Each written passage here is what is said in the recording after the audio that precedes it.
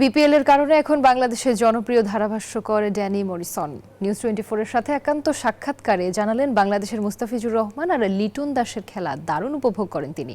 প্রথমবারের মতো সিলেটে এসে সুযোগ সুবিধা দেখেও মুগ্ধ। সিলেটে তার সাথে কথা বলেছেন আমাদের সহকর্মী শুভদেবনাথ। ক্যামেরায় ছিলেন আমিনুল ইসলাম।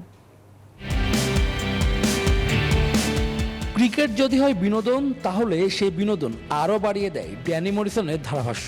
মাঠ আর কম বক্সে নানা কর্মকাণ্ডে হাসি রোল ওঠে। মজা করতেই পছন্দ করেন কাজের মাঝেই। বিপিএলে ধারাভাষ্য দিতেই বাংলায় আগমন জনপ্রিয় এই ধারাভাষ্যকারের। বেশ কয়েক বছর পর বিপিএলে ধারাভাষ্য দিতে এসে জানালেন অভিজ্ঞতা।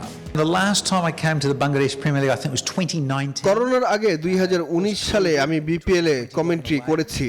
এবার প্রথমবারের মতো সিলেট এলাম। দারুণ হসপিটালিটি ব্যবস্থা রয়েছে সিলেটে। For a while, but the stadium, very impressed. Danny মরিসনের অভিজ্ঞতা রয়েছে আইপিএল এর মতো বিশ্ব আসরে কাজ করার। এছাড়াও ফ্র্যাঞ্চাইজি আসর পিএসএল এর কমেন্ট্রি করে দর্শক মাতিয়েছেন। In a way, the IPL is IPL অন্য অবস্থানে চলে গিয়েছে। আইপিএল এর দেখা দেখি বিপিএল, পিএসএল, বিগ ব্যাশের যাত্রা শুরু। উপমহাদেশে কাজ করতে সবসময় ভালো লাগে। ভারত, বাংলাদেশ, পাকিস্তান, শ্রীলঙ্কা উপমহাদেশের দর্শকরা ক্রিকেটটা দারুণ উপভোগ করেন। extravaganza and the excitement.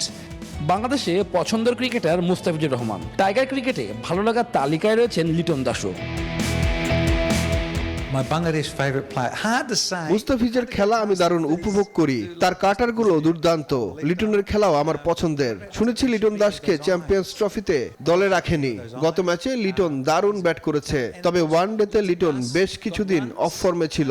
নির্বাচকরা হতাশ হয়ে তাকে বাদ দিয়েছে। তবে লিটন একজন class batter. Star players, they stand out. বাংলাদেশের বিরিয়ানি জনপ্রিয় এই ধারাভাষ্যকারের। বাংলাদেশকে বাংলায় জানালেন ভালোবাসি। Balawachi.